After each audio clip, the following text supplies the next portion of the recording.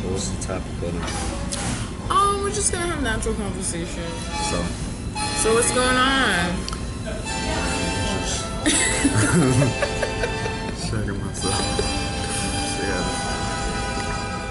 See, people got this misconception about conscious. You know what I'm saying? Because conscious is not one set thing. Okay. You know what I'm saying? And it's different levels to consciousness. You know? It's just an awareness that you have of certain things. And once you reach a certain awareness, you conduct yourself differently. It's like, because you are into Kemet,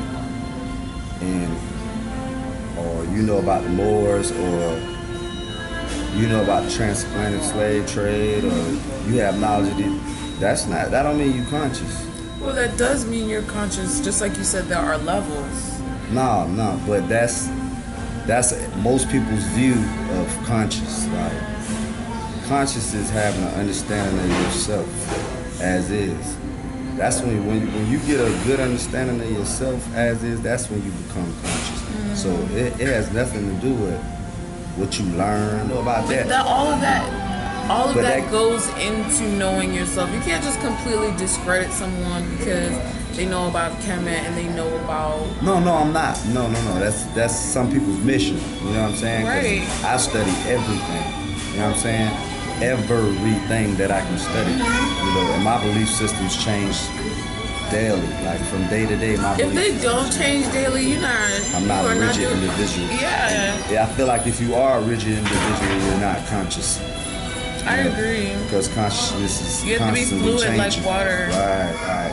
And most people, they get caught up on this image, and then it's like they get caught up on this image of conscious community. Well, I watch Sonetta, you know what I'm saying? Oh, I love know that about channel. Polite, you know what I'm saying? I love that I met Umar Johnson. But that's only a piece of it, though. I'm conscious. You know?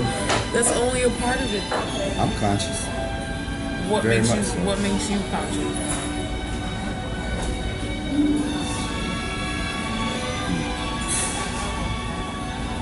If I can't explain it right now on camera, but can you give I can't really explain it on camera. An edited version? But not even an edited version. But I've been outside of this realm or this plane of understanding, and that gave me a different outlook on, what goes on in this plane of understanding. Yeah. I know what's important. What's important? Love. Love for who? Everybody and everything. That's how I want to be. I want to love everybody and everything. And I really feel like if you put that energy out there, you can make that person come to you. I mean, I ain't gave up trying to put people up on stuff. I just do what I do when people come to me. You know what I'm saying? They want to know. They don't want to know. I ain't like force feeding anymore. Because I feel like if you ain't aware of certain things by now, it's like it's already too late for you anyway. anyway. You know, a lot of people they see the information, but they like to just be unaware. They don't want to know about the truth. You know, it's scary and it changes. It makes them feel uncomfortable. That's what's wrong with people nowadays, man. When you watch too much TV, it's like TV telling people how to live. You know what I'm saying? So they done went from us watching the TV. You know what I'm saying? We start out watching it for entertainment, but now we go into it for everything, for all our information. And that's dangerous because it's like, okay, well, who controls TV? Who controls what information gets put out there? Basically, once you control the media, you control people's view of the world. The media is set up to mislead you at all times. Like, we'll never really truly know what's going on in the world looking at one aspect of things according to what the media says. Sometimes we gotta think, we gotta be analytical thinkers. Like, really, it's fear mongering, man. They want you to be scared at all times. At all times. You give off that fear vibration, man. That's stagnant energy. Fear vibration is stagnant energy, man. You can't move in a positive with stagnant energy. That's the whole thing of fear mongering. Like, we always gotta keep you worried about the next threat. You know what I'm saying? Because the more you worry, it keep you out of positivity. It keep you out of the truth. Yeah. I think black men, we've accepted mediocrity for too long. Like, we done accepted a little bit for too long. You know what I'm saying? So we need to organize ourselves and find means to employ ourselves versus, depending on the system to take care of us, because they're going to take care of our women before they take care of us to ensure it's always conflict and strife in the household. Between the two. So it take a certain level of humility and understanding from the women, and then it take,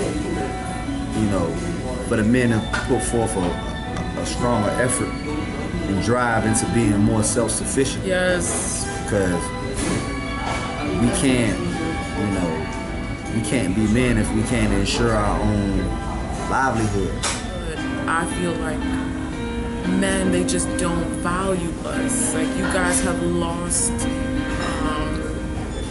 the love, the value, all of that stuff when it comes to us. You know why? Why? Don't get mad. I'm not gonna get mad. Like, one thing I can say about my mom, I respect my mom to the fullest because she was always a lady. Hold us to a certain standard. No, you don't. Now we know, listen, women have the allure and the power to make a man do a lot of things. But instead of the vast majority of these women trying to get a dude to take care of their financial needs, you know what I'm saying? Like, use your power for that. Like, use your power to make him better. I feel you on that, but listen, that's your mama job. You feel me? Like, yes, there's some nurturing that I can provide you and I can give you. There's support that I am responsible for rendering. However, it's your mother's job to groom you, and it's your father's job to set an example of what a man looks like. Now, that all ties back into broken homes and not having an example and things like that. So you have to learn through trial and error. Exactly. No, I agree. So if you don't have a mother who nurtured you and gave you all of the things that you should already have, once you meet your queen, and your queen just continues to refine you and continues to work on the things that your mother instilled in you, you have women now who are literally their man's mother because maybe their man's mother beat them down because she ain't have a man. And it's just too many scenarios that's contributing to our downfall. I ain't never been in that type of situation. Chicks who take care of dudes, come holler at me. Yeah, right here. No, there's plenty of females. Why I can't never get one? You know what's funny? You want to have this conversation? Do you want to have this conversation? No, I really don't want one though. Tell you the truth, I don't. Because if you wanted one, you would have one. Point blank, period. You're talking about all of this. But no, honest to God, true. I never run into those type of. Because that's not what you really want. But I never run into, like, can I at least just run into one? For what? Just to know that they really exist. Cause I'm like. But I see other people with them, it's like, y'all live in some kind of alternate universe or something? Every female I know is out there, supporting her man in one way or another, whether it's mentally, physically, financially, spiritually. There's every woman I know is filling a void. It's filling a void. Like you either. Everyone thinks that they need another person in order to fulfill themselves, but that's just a big fat lie. No, I believe everybody needs somebody. Nah, you don't need someone. It is a bonus. It is a bonus to have someone who's there to support you and to assist you on your spiritual journey and your growth. But I feel like if you put out the right energy, you'll attract that person. Of course, you will attract that person, but you don't need. Yeah. You don't need to have someone in order to be fulfilled, for your cup to be filled, and for you to have an enjoyable life here. You're not in a relationship in order for your needs to be met. You need to meet your own goddamn needs. You do that shit by yourself. I'm here to support you. I'm here to add on. I'm here to be extra. You know what I mean? I'm here as a bonus. I'm not here out of necessity. You don't need me. If I was gone, you would be okay. Everyone has unrealistic expectations. And it's so funny, nobody places those expectations on themselves. Why is it that you can't? I do. Well, that's why you're self-sufficient. That's why I'm not gonna settle for some of the stuff I've settled for before. You know what I'm saying? That's why I'm different. Like, okay. I don't have like expectations. Like, treat me how I treat you. You know what I'm saying? Okay.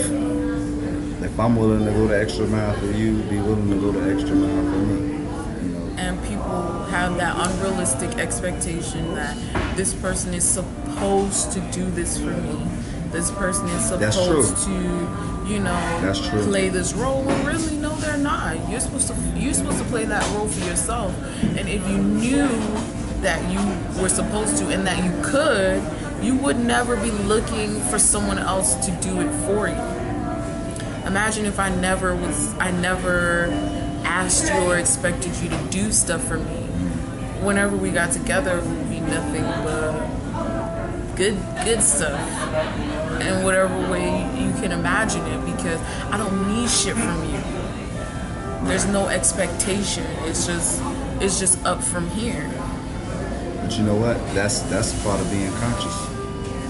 Back to the consciousness. Mm-hmm. That's a part of being conscious when you have that mind state. It seems like it's two groups of people in the world now, and it's becoming more distinct and clear who's who and what's what. It's like you got these people over here, and then you got these people over here. You know what I'm saying? The awakened and the sleepwalkers. Most people who believe themselves to be awake are only awake half the time anyway. So you got the people who are asleep, you got people who are awake and asleep, and then you've got people who are awake. 10 years, been saying this. You know what I'm saying? And not saying I ain't had my struggles but I still give myself room to grow. Like I ain't put myself in a box. If you don't leave yourself room to grow, you're done. Like, yeah. And see, you've reached your capacity. You're saying there's no more. And that's the problem you can be with no the greater. Conscious community, because everybody got their little section of knowledge, and they trapped in it. Mm-hmm. I'm right here. I'm good over here, though. Hey, but I had read this book, and oh nah, I'm straight. I'm conscious through this, and it's like you done got stagnated, bro. You ain't fluid no more. You know what I'm saying? You done became rigid. You just like everything else that has been set up. You gotta learn how to work within all these systems and put them together. Cause that's what they here for. And it's okay to bounce from. And it's okay to say, you know what, I believed that yesterday, but today I believe something else. And don't feel bad about it. It's okay. It's gonna be okay. That's the true understand. My understanding of consciousness is like, when you don't put yourself in a box, when you allow your beliefs to be fluid. You like, I have fluid belief system now. It changes daily.